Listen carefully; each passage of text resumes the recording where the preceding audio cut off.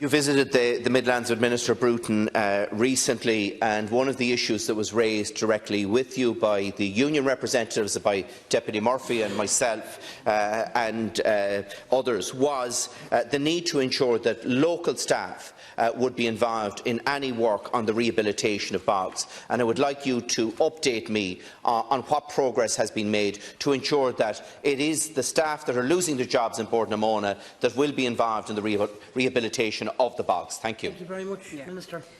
A key element of the National Raised Bog Special Areas of Conservation Plan, which is approved by the Government and published by my department in December 2017, is to maintain active raised bog habitat and to restore degraded raised bog habitat to active raised bog habitat.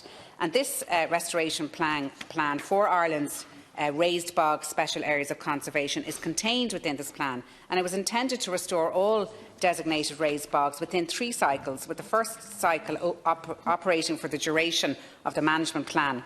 And this programme, Deputies, as you are both aware, can now be accelerated due to the announcement in Budget 2020 of £5 million for peatlands restoration. And this funding would allow for restoration measures to be undertaken on approximately 1,800 hectares in 2020, or up to 9 raised bogs designated sites across 7 counties, and the installation of an eddy covariance flux tower on a representative bog to directly observe the exchanges of gas, energy and momentum between the ecosystem and the atmosphere.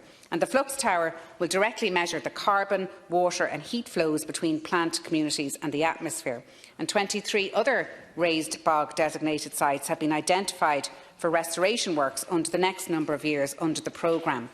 Restoration plans for each of the 53 raised bog SACs have been drafted to be developed further in partnership with stakeholders, including landowners and local communities. And site-specific restoration plans for the raised bog NHAs are currently being developed by the Department using the most up-to-date scientific methodologies available and best practice models gained from other restoration projects. But I am aware, as you say, I was there on the Monday, the 9th of November, or the 11th of November in the Midlands, Deputy, and there will be a number of jobs, 100 jobs that we hope. Obviously, this has gone out to tender. And there will be jobs like tree felling, scrub clearance, machine operators, engineers, hydrologists, ecologists and dam installers. And some of these are non-technical jobs for people who aren't trained in those areas. Very brief, Minister. Look, you know that the announcement that has been made regarding the closure of the 2 peat-fired power stations in the Midlands is the equivalent of Google shutting up shop here in Dublin. That's the scale of the impact of the economy locally. Now, what we need is assurance that we are going to be able to create jobs locally in bog rehabilitation. And I need an assurance from government that this will be made a priority and that we won't see these jobs coming from other parts of the country.